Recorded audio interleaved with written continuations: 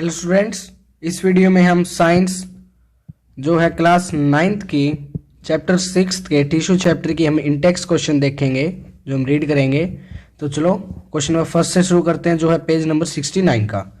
तो इसमें है कि व्हाट इज अ टिश्यू, कि टिश्यू देखो क्या होता है। टिश्यू क्या होता है? Tissue are a group of cells that are similar in structure and are organised together to perform a specific task. Tissue क्या होता है कि देखो एक ये सेल्स हैं, ये सारे इकट्ठे हो गए एक ही तरह के सिमिलर, ये एक सिमिलर हो गए, इनने क्या बना लिए, ये बना लिया इनने एक टिश्यू। तो इसको हम क्या कहेंगे? टिश्यू। ये फर्स्ट क्वेश्चन क्लियर। तो आगे चलते हैं। सेकंड क्वेश्चन देखो, what are the utility of tissue in multi cellular organism. जो मल्टी सेलुलर ऑर्गेनिज्म होते हैं ना, उनमें इसकी यूटिलिटी क्या होती है टिश्यूज की। देखो आंसर देखो, ये काफी बच्चों को नहीं समझ में आता तो मैं आपको समझा दूंगा। देखो इन unicellular organism, a single cell perform all the basic functions such as respiration, movement, excretion, digestion, etc. आप कहोगे सर इसने तो अभी कुछ पूछा ही नहीं था इसके बारे में, लेकिन आप क्यों बता रहे हो? देखो ये समझने के लिए कि एक यूनिसेलुलर ऑर्गेनिज्म है, उसका एक ही सेल सारे काम करेगा, एक्सक्रीशन करेगा, बाहर वो निकालेगा, हवा अंदर वो लेगा, खाना वो खुद बनाएगा, तो सब कुछ क्या करता है? वो खुद करता है। तो इसलिए अब हम पढ़ेंगे मल्टी सेलुलर। तो मतलब एक सेल पे उस पर कुछ ज्यादा ही दबाव है ना।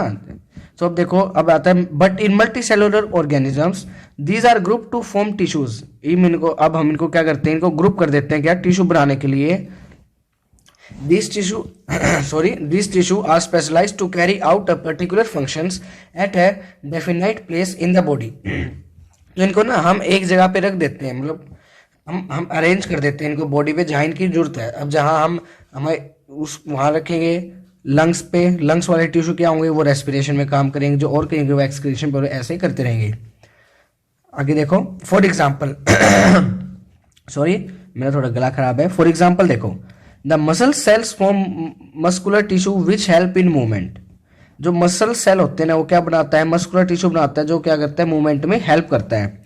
और इसी तरह nerve cells form the nervous tissue which helps in transmission of messages. जो नर्व सेल है ना, वो क्या बनाता है? वो हमारे जो नर्व सेल नर्वस टिश्यू बनाता है, वो हम किस में हेल्प करता है? ट्रांसमिशन ऑफ मैसेजेस में हेल्प करता है। This is known as division of labour. हम इन्हें किस नाम से जानते हैं? मतलब यूटिलिटी को हम इसको जानते हैं डिवीजन ऑफ लेबर्स के नाम से। It is because of this division of labor that multicellular organism are able to perform all function efficiently। इसी के कारण कि मतलब मल्टी सेलुलर है ना, मतलब टिश्यू है, ऑर्गन्स है, इसी कारण हम हर एक क्या अपने अच्छे से परफॉर्म कर पाते हैं। नेक्स्ट चलते हैं। नेक्स्ट देखो है पेज 74 का क्वेश्चन। ये कह रहा है नेम टाइप ऑफ, पहला क्वेश्चन पढ़ो, name types of simple tissue. अब सिंपल टिश्यू के टाइप्स बताओ। अगर मैंने इसकी वीडियो अपलोड कर दी, आपने नहीं देखे तो वहां से समझना, फिर इंटेक्स पे आना, इंटेक्स के बाद देखना आप टेक्सचुअल क्वेश्चन। अगर ऐसे देखोगे तो आपको चैप्टर बिल्कुल 100/100 क्या हो जाएगा? क्लियर हो जाएगा। तो देखते हैं, मैं आपको आंसर बता रहा था। देखो simple permanent tissue are 3 type. जो सिंपल परमानेंट टिश्यू होते हैं ना, कितने तरह के होते हैं? 3 तरह के होते हैं। मैंने इसको आपको फ्लो चार्ट में समझाया था। वो फ्लो चार्ट अगर आप देखोगे तो आपको जिंदगी में कभी नहीं भूलोगे, तो एक बार प्लीज जाके उसे देखना।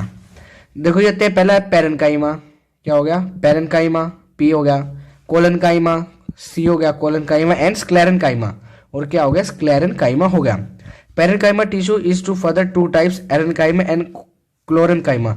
जो पेरेन्काइमा होते हैं ना, उसके आगे 2 टिश्यू होते हैं, एरेन्काइमा और क्लोरेन्काइमा। एरेन्काइमा तो देखो मेनली होता है एक्वाटिक प्लांट में। किसमें?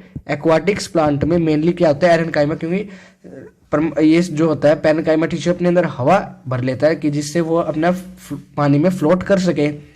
और क्लोरेन्काइमा में क्या होता है? ये अपने अंदर क्लोरोफिल स्टोर कर लेता है कि जिससे खाना बना सके। तो हम उसको क्या कह देते हैं? क्या खुल गया भाई? बंद करो। क्या खुल गया? बंदो भाई, रुको स्टूडेंट्स।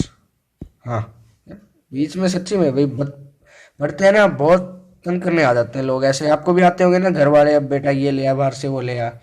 चलो मैं एडिटिंग नहीं करता, सीधा ही डालेंगे। बच्चों को तो पता होना चाहिए कितनी मेहनत लगती है वीडियो बनाने में। देखो अब हम आगे चलते हैं। Second question, where is apical meristem found. Apical meristem होता है कहाँ फाउंड होता है? मैंने आपको डायग्राम में अच्छे समझाया था कि ये ऊपर और रूट्स में प्रेजेंट होता है। तो एक बार आंसर देखो, apical meristem is present at the growing tips of stems and root. मतलब ग्रोइंग टिप्स पे और स्टेम्स और रूट्स पे क्या प्रेजेंट होता है? Their main function is to initiate grow in new cells of seedlings at the tip of the root and shoots. इसका main काम क्या होता है, जब प्लांट अपने सीड से निकल रहा है ना तो उसकी हाइट बढ़ाना नीचे से भी और ऊपर से। तो ये क्वेश्चन क्लियर। नेक्स्ट चले। नेक्स्ट है देखो, which tissue makes up the husk of coconut. Husk जो है कोकोनट का वो कौन बनाता है, वो बनाता है हमारा स्क्लेरेनकाइमा टिश्यू। कौन सा टिश्यू है ये, कमेंट बॉक्स में इसका आंसर डालो कमेंट बॉक्स में कि स्क्लेरेनकाइमा कौन सा टिश्यू। ऊपर नहीं जाना, नहीं ऊपर नहीं जाना बिल्कुल भी, बताओ। What are constitute of phloem. जो फोइलम आते हैं ना उनके पार्ट्स क्या होते हैं। देखो फोइलम इज ए कंडक्टिव टिश्यू का आपको मतलब पता होगा कि जो चीजें कंडक्ट होते हैं मतलब ट्रांसपोर्ट करते हैं। It made up of 4 component. 4 component से बना है sieve tubes, companion cell, phloem fibre of phloem parenchyma और फोइलम फाइबर, जिसमें से फोइलम फाइबर क्या है, नॉन लिविंग है, नॉन लिविंग। तो स्टूडेंट नंबर 1 पेज नंबर 78 का ये क्या कह रहा है, ये कह रहा है name the tissue responsible for movement in our body. जब मूवमेंट करते हैं ना यहाँ से वहां तो उसमें कौन सा टिश्यू रिस्पॉन्सिबल होता है, उसमें होता है the muscular tissue is responsible for movement in our body. तो जो मस्कुलर टिश्यू होता है ना वो किसमें रिस्पॉन्सिबल होता है, हमारी मूवमेंट के लिए। नेक्स्ट क्वेश्चन देखो, what does a neuron look like. जो न्यूरॉन है मतलब जो न्यूरॉन सेल है वो किसकी तरह दिखता है, मतलब न्यूरॉन एक टिश्यू होता है ना नर्व सेल से जो बना है। तो हम देखते हैं neuron consist of a cell body with nucleus and a cytoplasm. जो न्यूरॉन है क्या कंसिस्ट करता है, एक न्यूक्लियस और एक साइटोप्लाज्म उसकी बॉडी के साथ। It has 2 important extension known as the axon and dendrites. जिसका एक्सोन और डेंड्राइट्स है दो इसके क्या होते हैं, मेन पार्ट्स होते हैं। An axon is a longer thread-like extension of nerve cell that transmits impulses away from the cell body. जो एक्सोन होता है क्या करता है, ये करता है ट्रांसमिट करता है हमारे सिग्नल्स को। Dendrite on the other hand are thread like extension of our cell body that receive nerve impulse. देखो अब ये सेंड किया इसमें, देखो यहाँ से, तो अगले जो न्यूरॉन टिश्यू का ये होगा ना वो इससे जुड़ा होगा और क्या कर लेगा, इसको रिसीव कर लेगा, फिर आगे ही उसका भी ऐसे होगा तो वो आगे इसको ऐसे सेंड करता रहेगा। Thus the axon transmit impulsive away from the cell body where the dendrite receive nerve impulses.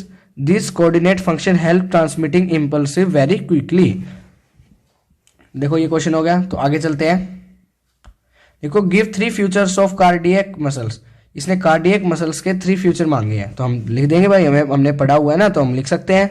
देखो 3 फ्यूचर क्या होते हैं, cardiac muscles are involuntary muscles that contract rapidly but do not get fatigued. ये involuntary होते हैं। Involuntary मतलब हम हमारे कंट्रोल में नहीं है।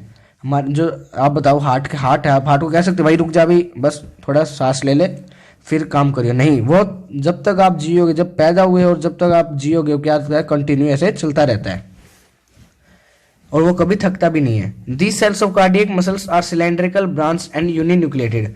जो सेल्स होते हैं ना कार्डियक मसल्स के क्या होते हैं, सिलेंड्रिकल होते हैं, ठीक है, इस शेप के होंगे सिलेंड्रिकल, ब्रांच होगी इनकी ऐसे ब्रांच भी निकली होगी, और क्या होगा यूनिन्यूक्लिएटेड मतलब सिर्फ क्या होगा, एक ही न्यूक्लियस होगा। They control the contraction and relaxation of the heart. ये क्या कंट्रोल करते हैं, contraction and relaxation of the heart. तो ये क्वेश्चन हो गया। नेक्स्ट की तरफ चले। देखो what are the functions of areolar tissue. जो एरियोलर टिश्यू है ना उनका फंक्शंस क्या होता है, देखो function of areolar tissue, it help in supporting internal organ. जो इंटरनल ऑर्गन है ना उसको क्या करता है, ये सपोर्ट करता है। It help in repairing the tissue of the skin and muscle. जो हमारे स्किन और मसल्स के टिश्यू होते हैं ना उनको ये रिपेयर करने में क्या करता है, हेल्प करता है। तो इसी के साथ स्टूडेंट्स हमारे इंटेक्स क्वेश्चन कंप्लीट होते हैं। So thanks for watching the video and please do subscribe my channel. Thank you.